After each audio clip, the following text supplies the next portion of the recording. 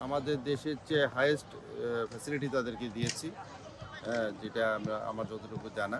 এবং আমরা এখানে আসার পর থেকে এখন ওদের যে ফ্যাসিলিটি বলেন, এই ফ্যাসিলিটিগুলা আসলে সচরাচর এটা ওরা একটা মাইন্ডসেট করতে চায়। এটা একটা মানে হোম যারা থাকে ফ্যাসিলিটি নিতে চায়, তারা এই খেলার পাশে এই জিনিসগুলাকে একটা চেষ্টা করে। তো সেই চেষ্টাই যারা করছে, যেটাতে আমরা আসলে ঐরকমভাবে প্রফেশনালি আমরা এখনো হইতে পারি নাই।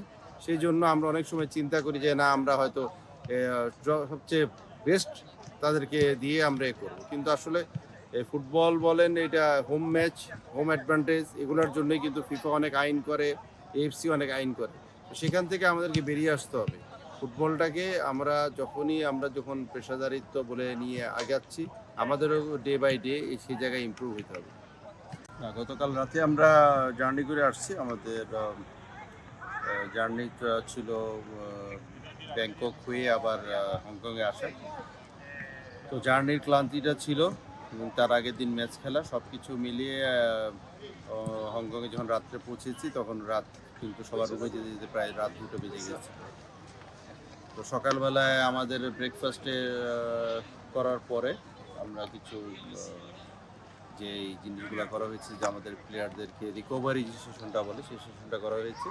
এবং সবাই এখন বিকেলবেলা আমরা প্র্যাকটিস সেশনে আসছি। হিসাবে আসলে এটা তো মেনে নিতে হবে।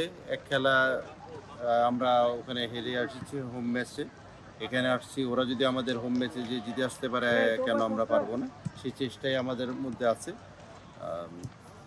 ওইভাবে আসলে মানসিক দিকটাকে আমরা ওইভাবে চেষ্টা করছি ওদেরকে ইন্সপায়ার করতে।